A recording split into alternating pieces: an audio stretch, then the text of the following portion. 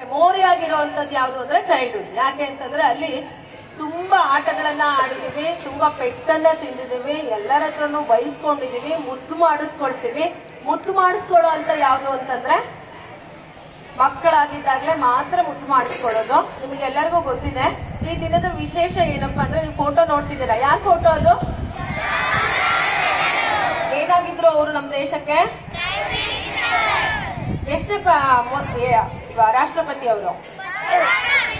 ಮೊದಲ ಪ್ರೆಸಿಡೆಂಟ್ ಅಂದ್ರೆ ಭಾರತದ ಮೊದಲ ಪ್ರಧಾನಮಂತ್ರಿ ಆಗಿದ್ದಂಥವ್ರು ಜವಾಹರ್ಲಾಲ್ ನೆಹರು ಅವರು. ಅವರಿಗೆ ಮಕ್ಕಳಂದ್ರೆ ತುಂಬಾ ಪ್ರೀತಿ. ಆದ್ರಿಂದ ಅವರ ಮರಣ ನಂತರ ಅವರ ಜನ್ಮದಿನವನ್ನ ಮಕ್ಕಳಿಗೋಸ್ಕರ ಅವರ ಹೆಸರಲ್ಲಿ ಹುಟ್ಟಿದ ಹಬ್ಬ ಮಾಡಲ್ಲ. ಈಗ ನಾವು ರಾಧಾಕೃಷ್ಣನ್ ಅವರ ಹೆಸರಲ್ಲಿ, ಸರ್ವಪಲ್ಲಿ ರಾಧಾಕೃಷ್ಣನ್ ಅವರ ಹೆಸರಲ್ಲಿ ಶಿಕ್ಷಕರ ದಿನಾಚರಣೆ ಮಾಡ್ತೀವಲ್ಲ, ಹಾಗೆ ನೆಹರೂರವರ ಹೆಸರಲ್ಲಿ ಅವರ ಹುಟ್ಟಿದ ಹಬ್ಬವನ್ನ ನಾವು ಮಕ್ಕಳ ದಿನಾಚರಣೆ ಅಂತ. ನಿಮಗೂ ಕೂಡ ಆಟಕ್ಕಿಂತ ಪಾಠವು ಇಷ್ಟ ಆಗುತ್ತೆ, ಆಟ ಇಷ್ಟ ಆಗುತ್ತಾ? ಆಟ ಪಾಠ ಎರಡೂ ಇಷ್ಟ ಆಗುತ್ತೆ, ಹೌದಲ್ಲ?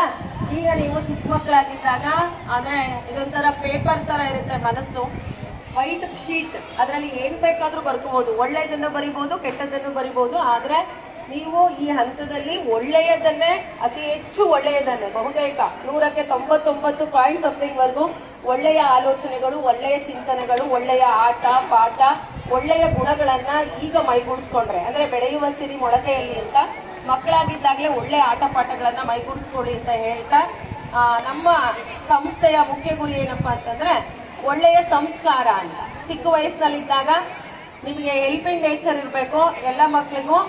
ಆಮೇಲೆ ಕಷ್ಟದಲ್ಲಿರೋರಿಗೆ ಸಹಾಯ ಮಾಡೋದಾಗಿರ್ಬೋದು, ಅಥವಾ ಬೇರೆಯವರಿಗೆ ನೆರವಾಗುವಂತ ಗುಣಗಳನ್ನ ಬೆಳೆಸ್ಕೋಬೇಕು. ಗುರು ಹಿರಿಯರಿಗೆ ಗೌರವಿಸುವಂತ ಗುಣಗಳನ್ನ ಬೆಳೆಸ್ಕೊಂಡು ಒಳ್ಳೆಯ ಸತ್ಪ್ರಜೆಗಳಾಗಿ ಇಂದಿನ ಮಕ್ಕಳೇ ಮುಂದಿನ ಪ್ರಜೆಗಳಾಗಿರೋದ್ರಿಂದ ಒಳ್ಳೆಯ ಆಟ ಪಾಠದ ಜೊತೆಗೆ ಒಳ್ಳೆಯ ಸದ್ಗುಣಗಳನ್ನ ಬೆಳೆಸ್ಕೊಳ್ಳಿ ಅಂತ ಹೇಳ್ತಾ, ಈ ವೇದಿಕೆಯಲ್ಲಿ ನನಗೆ ಮಾತಾಡೋಕ್ಕೆ ಅವಕಾಶ ಮಾಡಿಕೊಟ್ಟಿರುವಂತಹ ವೇದಿಕೆಗೆ ವಂದಿಸುತ್ತಾ ನನ್ನ ಮಾತುಗಳನ್ನು ಮುಗಿಸ್ತೇನೆ.